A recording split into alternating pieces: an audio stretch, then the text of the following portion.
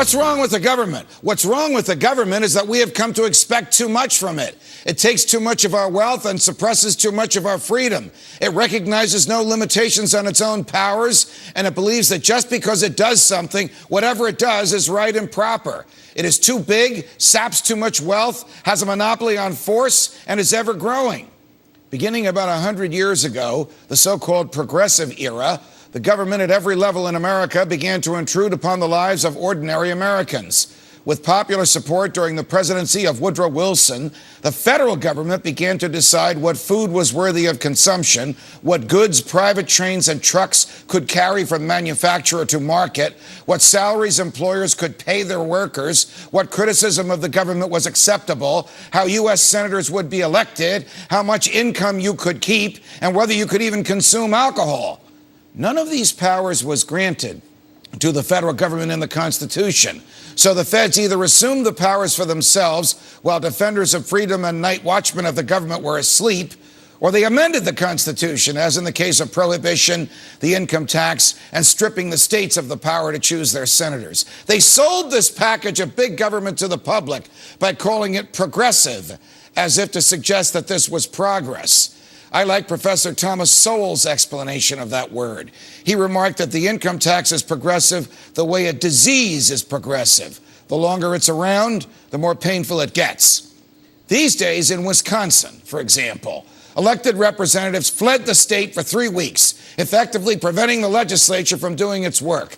Union mobs mobbed the state house and prevented those representatives who did show up for work from getting to work. When the police were called, the police refused to remove the demonstrators, siding with their fellow union members. Could you imagine any of that happening in the world of private enterprise?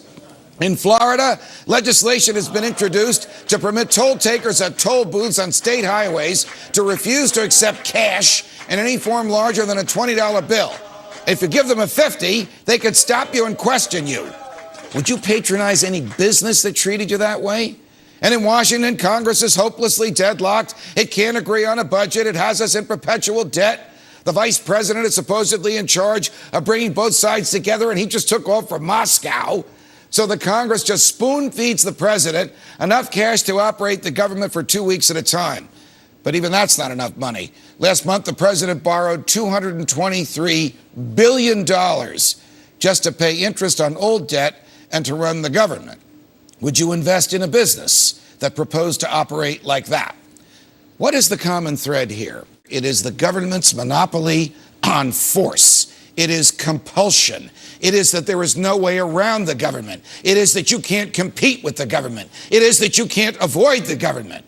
The children will show up at lousy schools, and the taxpayers will continue to fund them because the government forces us to pay for these schools, and folks don't have the money to send their kids anywhere else. This is the problem with government. It can't compete. It doesn't produce wealth. It only consumes wealth. We can't escape it, and the government knows that.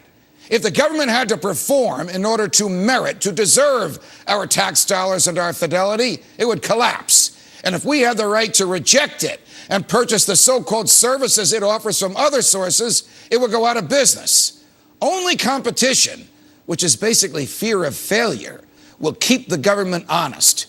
But the government won't let anybody compete with it because the government outlaws what it fears.